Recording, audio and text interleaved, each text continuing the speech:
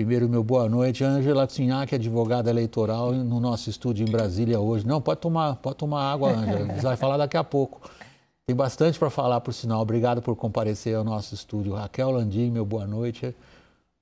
Moura Brasil, Felipe Moura Brasil, obrigado. Sempre um prazer ter você conosco na nossa roda. Caio Junqueira também. Vamos ao assunto principal, o tribunal inicial. O Tribunal Superior Eleitoral aprovou hoje uma resolução que dá amplos poderes a ele mesmo, ao TSE. Isso em nome do combate às fake news. Reportagem de Juliana Lopes. A resolução aprovada por unanimidade pela Corte Eleitoral permite que o TSE possa agir de ofício, ou seja, sem ser provocado pelo Ministério Público ou advogados. A regra vale para conteúdos que foram republicados na internet, mesmo após determinação da Justiça para exclusão. E a desobediência será penalizada com multa que pode passar de R$100 mil por cada hora de descumprimento. Porque não há razão para, uma vez julgado pelo Tribunal Superior Eleitoral, que aquele conteúdo é difamatório, é injurioso, é discurso de ódio, é uma notícia fraudulenta, uma vez já definido, não pode ser perpetuado na rede. É de se esperar que as mesmas críticas que foram feitas ao inquérito das fake news, elas também aconteçam com relação a essa atuação do TSE, porque vai se questionar o fato do tribunal espontaneamente, ou seja, sem ser provocado, ordenar a remoção de determinados conteúdos. O prazo para a retirada dos conteúdos do ar também foi reduzido, de 24 para apenas 2 horas. A resolução ainda prevê o bloqueio de perfis e contas que insistirem na disseminação de informações falsas e proíbe a propaganda eleitoral paga na internet nos 2 dias anteriores à votação e no dia seguinte ao pleito. A aprovação das novas regras que aumentam o poder da Corte Eleitoral foi costurada com as empresas que representam as redes sociais. A justificativa leva em consideração um aumento de mais de 1.600% nas denúncias sobre mentiras que circulam na internet em comparação com as eleições de 2020. Alexandre de Moraes comunicou as mudanças pessoalmente aos advogados das campanhas de Lula e Bolsonaro. E além de ressaltar as novas consequências para a prática, ainda fez um apelo: civilidade dos dois lados. As últimas medidas da Corte têm sido controversas. Nesta semana, a maioria dos ministros restringiu a cobertura eleitoral da Jovem Pan, com a proibição aos comentaristas de tratar de fatos envolvendo a condenação do candidato Lula. Nesta quinta-feira, o TSE referendou a decisão que proíbe a monetização e o impulsionamento de conteúdo de canais que apoiam o governo e suspende até o segundo turno a estreia de um documentário sobre o atentado sofrido por Bolsonaro em 2018, com ressalvas até mesmo de quem votou a favor da proibição. Não se pode permitir a volta de censura sob qualquer argumento no Brasil, mas eu vejo isso como uma situação excepcionalíssima e que, se de alguma forma, senhor presidente, especialmente o senhor ministro relator, que é o corregedor, isto se comprovar como desbordando para uma censura, deve ser imediatamente reformulada essa decisão no sentido de se acatar integralmente a Constituição e a garantia da liberdade de ausência de qualquer tipo de censura. Ângela, as palavras da ministra, faltou ainda mais um pedacinho do que ela disse, que circulou hoje muito. Ao fazer as considerações que ela fez, ministra Carmen Lúcia, que todos nós conhecemos como uma defensora intransigente da liberdade de expressão, ela disse: o que está acontecendo, a gente precisa saber se é remédio ou veneno. É remédio ou é veneno, Ângela? Boa noite, William. Boa noite para os demais. Bom, a resolução hoje, que foi aprovada pelo Tribunal Superior Eleitoral, ela, na verdade, ela vem com a intenção para ser um remédio diante do que está acontecendo hoje. O que nós temos? Poder de polícia em período eleitoral sempre existiu. Então, a gente via em campanhas eleitorais, sempre vemos... nós tínhamos retirada de material que era divulgado de forma irregular. Acontece que, na verdade, hoje as campanhas mudaram. Então, enquanto há alguns anos atrás nós tínhamos a retirada de um cavalete na rua, de um panfleto que trazia informações e que era uma propaganda irregular, isso era recolhido sem qualquer abertura de processo. Esse é o poder de polícia que existe na Justiça Eleitoral no período eleitoral. Hoje nós temos outra realidade. A propaganda eleitoral, ela praticamente se transferiu para as redes sociais, para a internet. E a Justiça Eleitoral, pela sua característica de celeridade e de dinamismo, que é o que acontece nas eleições, ela tinha que dar uma resposta para essa realidade atual. Então, nós temos hoje um volume imenso de informações transitando pelas redes sociais, pela internet, conteúdos monetizados, pagos, e o que a Justiça Eleitoral fez, ainda que tenha sido há 10 dias do período do segundo turno, veio para tentar conter essa onda de desinformação com base no poder de polícia que a Justiça Eleitoral sempre teve durante o período eleitoral. Então, nós temos... e aí, a resolução, ela traz que, na verdade, a desinformação, a preocupação toda é a desinformação que atinja a integridade do processo eleitoral. Ângela, a gente volta a isso. Porque você começou a sua argumentação dizendo isto aí é uma tentativa de remediar uma situação na qual, como você mesmo afirma, o TSE está correndo atrás de uma inovação tecnológica e os resultados estão aí, né? Na própria reportagem mostra. Eu volto a essa questão, se o remédio acaba sendo um veneno, é sempre uma questão de dose, exageraram na dose, Felipe Moura Brasil? Em alguns casos, sem dúvida, Vac. Agora, a partir do momento que a gente entende que o libera geral também não dá, tem gente que defende um procedimento mais anárquico. É para deixar tudo, o eleitor que decida o que é fake news e o que não é, se ele for influenciado, beleza. Mas aí também você vai ter sempre o argumento de que vira uma selva, de que cada campanha pode mentir à vontade para influenciar o eleitor. Então, a partir do momento que você estabelece que não vai ser anarquia, que não vai ser um libera geral, sempre vai ter ruído, porque vai ser a questão de modulação, de qual é a decisão que está acertada, qual que não é, o que é fake news, o que não é, o que é grave e precisa ser retirado do ar, o que não é. E aí a gente vai estar sempre aqui analisando caso a caso. E não faltam casos em que a gente acha que se passou da conta, né, se passou do limite, e casos em que a gente reconhece que há uma desinformação deliberada. Muitas vezes uma meia-verdade junto com uma mentira, tudo isso alicerçado por um conjunto de pequenas verdades, mas que tem um efeito de marketing muito forte. A gente que acompanha mais as minúcias do debate político, a gente tem mais repertório de elementos de informação do que muitos eleitores que, enfim, têm o seu trabalho e só ouvem no final do dia. E a gente sabe o potencial que aquilo tem de viralizar e de convencer boa parte do eleitorado. Posto isso, a série de críticas feitas hoje à resolução do TSE é considerável, é bem nutrida.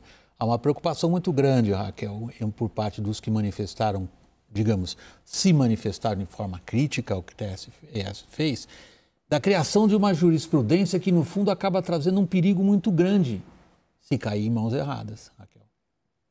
Aí você está falando especificamente dessa resolução de hoje? Eu estou falando mais do conjunto da obra. Do conjunto da obra. Porque me parece difícil, nessa altura do campeonato, a gente conseguir separar em compartimentos distantes o que foi ao direito de resposta em relação aos eventos que comentamos ontem e hoje a ampliação dos poderes de polícia do TSE.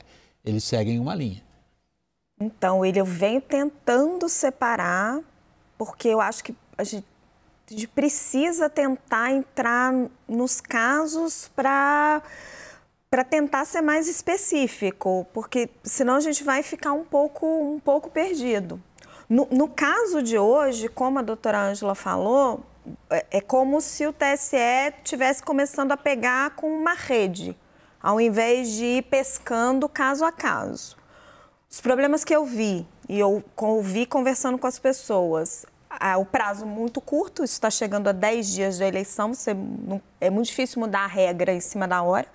Dessa forma, as plataformas de tecnologia não gostaram, Elas foram informadas pelo Moraes que isso ia acontecer, mas para elas é difícil, o prazo de execução é bastante exíguo, elas vão estar sujeitas a uma série de multas e elas têm muita preocupação, porque quando o conteúdo é exatamente igual, o que já foi proibido, ok, mas e se tiver uma nuance? E se tiver uma diferença? Quem é que está fazendo este filtro? É o próprio juiz? Né? Tem alguns questionamentos até se não fere, acho que a doutora Ângela depois pode falar disso para nós, o Marco Civil da Internet, porque no caso é o próprio juiz que define sem ter sido provocado nem por uma campanha... Sim, age por ofício, como se nem diz. pela PGE. Agora, essa questão que você está querendo mais abrangente de conjunto da obra, aí acho que a gente vai ter que depois observar muito, porque sim, eu acho que algumas dessas resoluções, como é uma coisa muito nova e é um jogo de tentativa e erro, alguns desses erros podem acabar sendo muito graves. E às vezes dá a sensação que o TSE, no afã de acertar, pode estar escorregando. E aí, em nome da liberdade e da liberdade de imprensa, talvez fosse melhor e mais delicadamente. Caio. Bom, primeiro que só o fato disso ser decidido há 10 dias das eleições mostra que ou o TSE não se preparou ou se preparou mal para as fake news. Né? Uma resolução dessa poderia ter sido votada há um mês, há 3 meses, no começo do ano passado, porque não era segredo para ninguém que haveria uma avalanche de fake news nessa eleição, principalmente para o Alexandre de Moraes, que é o relator de inquérito das fake news. Então, o TSE perdeu essa guerra e está tentando remediar, né? E costurar isso nessa reta final. Isso posto, tem algumas colocações. É preciso a gente olhar o que está acontecendo fora. Primeiro, uma avalanche, uma guerra sórdida de fake news,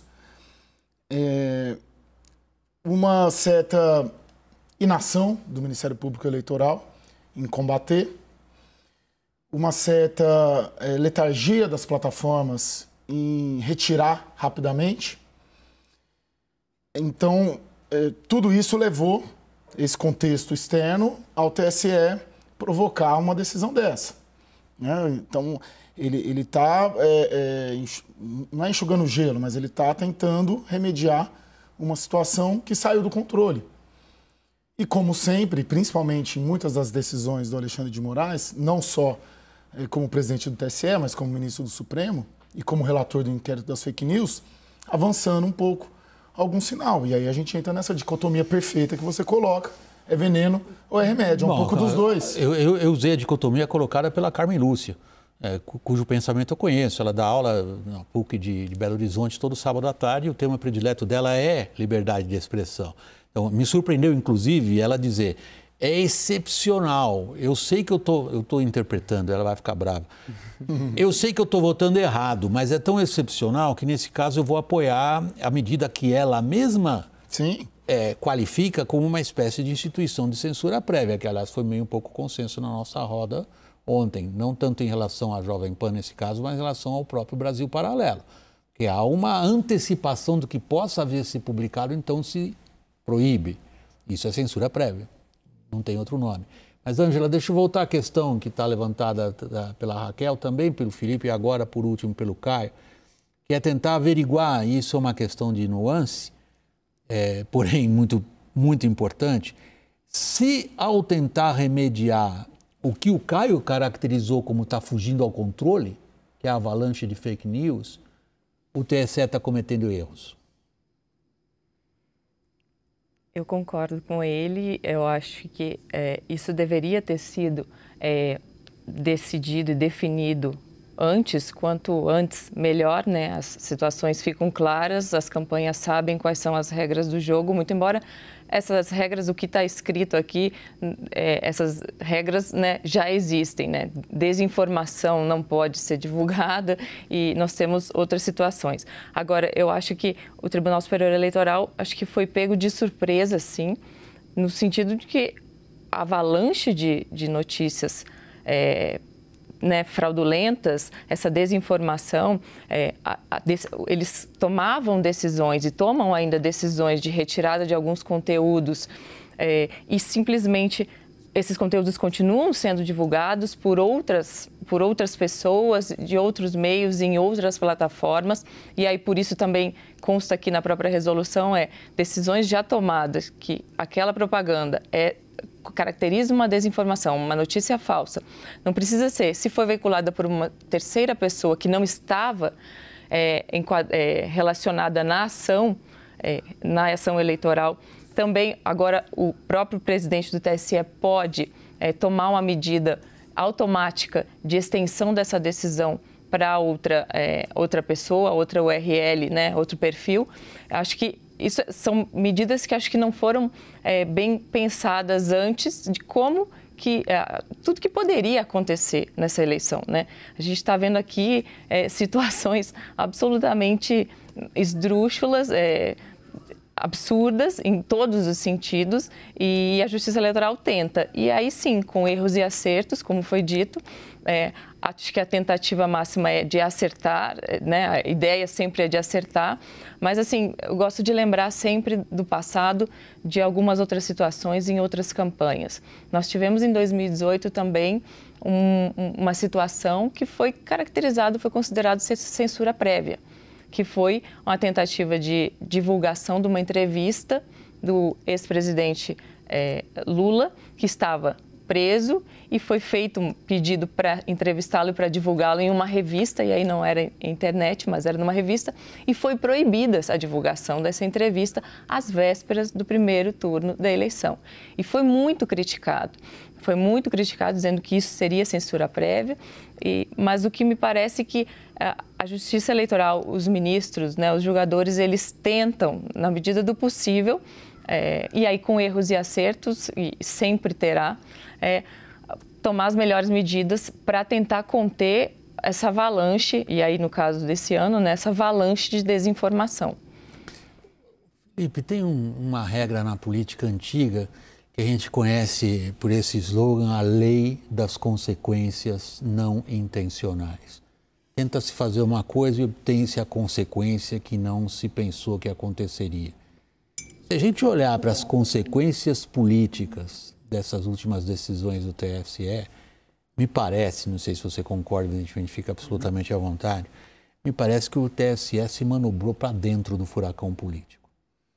Em vez de ser, digamos, a instância que poderia de uma forma ou de outra pôr o mínimo que fosse, né, diante da avalanche, diante de, como o Caio diz, está fugindo ao controle, concordo. A impressão é clara de fuga de controle. A Ângela, que opera nesse campo, como a advogada eleitoral também, em vez de contornar de alguma coisa as questões, ele dá mais uma volta no furacão.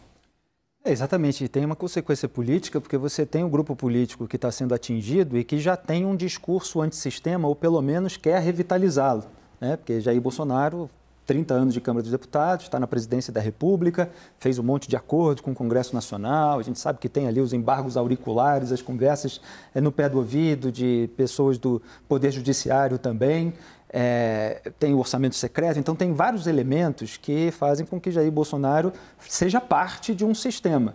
Mas no discurso político eleitoral de campanha, ele gosta de fazer a pose antissistema. Então, quando tem ali um órgão do Poder Judiciário, uma justiça eleitoral, atingindo ali pessoas que são apoiadoras do presidente da República e que estão falando sobre o histórico, o telhado de vidro do seu adversário, isso é usado como um ato de censura muito explorado, né? A gente considerou censura num caso específico em que se proibiu uma argumentação de que o Lula não foi inocentado. Então, você tem essa politização daquela decisão de forma desfavorável àquele grupo político. É como se houvesse uma grande conspiração para que aquele grupo político não pudesse se expressar, para que os apoiadores do presidente não pudessem manifestar o seu apoio, para que o Lula fosse blindado, né, contra qualquer tipo de crítica ou qualquer tipo de discussão. Então, isso, claro, que dá uma argumentação, uma mensagem, uma narrativa, no sentido não de mentira, muito forte para o bolsonarismo. É claro que o sucesso dessa mensagem depende de como eles vão explorar. Ao mesmo tempo que, quando o Lula consegue muitos direitos de resposta, ele vai ter a oportunidade de falar também com um amplo eleitorado que muitas vezes não está ligado nesse debate da rede social. Quando ele consegue inserções, já é outro caso, né, que a gente precisaria analisar também, porque a campanha do Jair Bolsonaro colocou ali inserções em que chamava o Lula de corrupto, de ladrão. E agora está o direito de resposta em cima dessas inserções. Exatamente. Como acontece nos debates, né? A gente viu, e sempre foi dado direito de resposta quando você faz uma associação criminal do adversário. Então, eles concederam, foi um risco que a campanha do Jair Bolsonaro correu ao fazer esse tipo de associação. Então, para o efeito político, aquilo vai ser usado, aquele tempo que era do Jair Bolsonaro, para turbinar a rejeição dele, mostrando ali a sujeira, as declarações mais polêmicas dele. Isso está chegando no debate?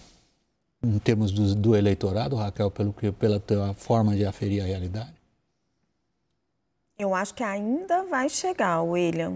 A questão da censura, da censura como tema da campanha, isso já entrou. Tá, a impressão que eu tenho também. Está por todas as redes sociais, está no dia a dia das pessoas. Eu não sei se te dizer se chegou no debate da baixa renda, mas entre os formadores de opinião, numa classe média alta, isso está disseminado. Eu, inclusive, recebo o WhatsApp de pessoas perguntando: vocês não vão se manifestar? Então, assim, tá meio caótico. Então, assim, acho que essa é uma narrativa que já chegou, e concordo com o Felipe, ela favorece Bolsonaro. Ela o coloca como vítima do sistema. Agora, as inserções de TV que o Lula ganhou, e essas ainda, né, vão ser colocadas, e a TV, sim, vai falar muito com a baixa renda. Está muito claro para muitos especialistas que continua tendo um peso forte na decisão desse eleitor. Isso a gente ainda vai ter que ver, e eu arrisco dizer que a gente só vai saber no domingo, depois que a urna abrir. Caio, como que as campanhas estão avaliando o que está acontecendo com o TSE? Avaliando, vou ser mais específico, em termos de impacto sobre comportamento do eleitor. Não, acho que a leitura de que o TSE, ele virou vamos dizer, um VAR, né? Virou um ator político nessa eleição, diferentemente das passadas. Das passadas, evidentemente, tinha uma operação, tinha uma atuação, mas que virou um juiz que pode determinar o jogo. Não só porque o TSE quer isso, não que ele queira isso, mas por todo esse contexto de uma guerra sórdida de fake news, uma indústria muito forte, não ter se preparado para isso, acaba sendo inevitável que ele quando a gente fala da abstenção, quando a gente fala do voto feminino, do eleitor de baixa renda, do voto evangélico, a gente tem que considerar no placar final do segundo turno como que o TSE está atuando também como um fator a mais na decisão final do eleitor. E só uma colocação, de novo, o ministro Alexandre de Moraes, ele é o relator do inquérito das milícias digitais. Ele é o relator do inquérito desde 2019, do inquérito das fake news. Não era previsível, ele tem informações muito privilegiadas sobre esse ecossistema. Não era previsível para ele que a situação chegaria a esse ponto, com tudo que ele tem de informação enquanto ministro relator do Supremo, né? Para não chegar... William, só complementar o Caio rapidinho. Eu sinto percepções diferentes nas duas campanhas. Na campanha do Bolsonaro tem uma apreensão quanto ao tempo de TV perdido, mas eles ganharam uma narrativa da censura. E na campanha do Lula, eles parecem...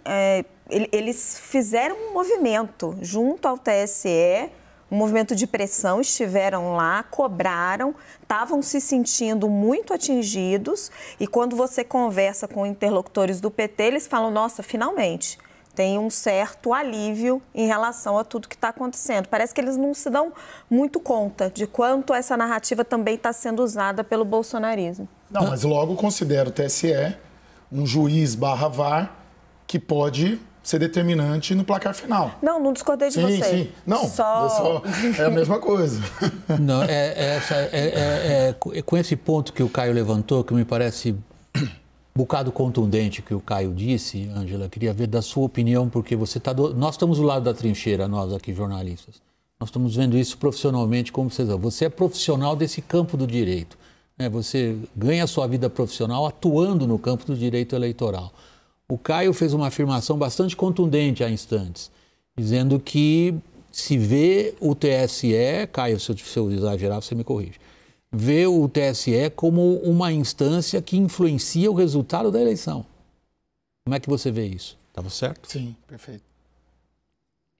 Eu acho que o Tribunal Superior Eleitoral, a Justiça Eleitoral, foi levada ao meio do campo político nessa eleição, porque a partir do momento que se começou a tratar, a desacreditar o nosso sistema eleitoral, a integridade da nossa eleição.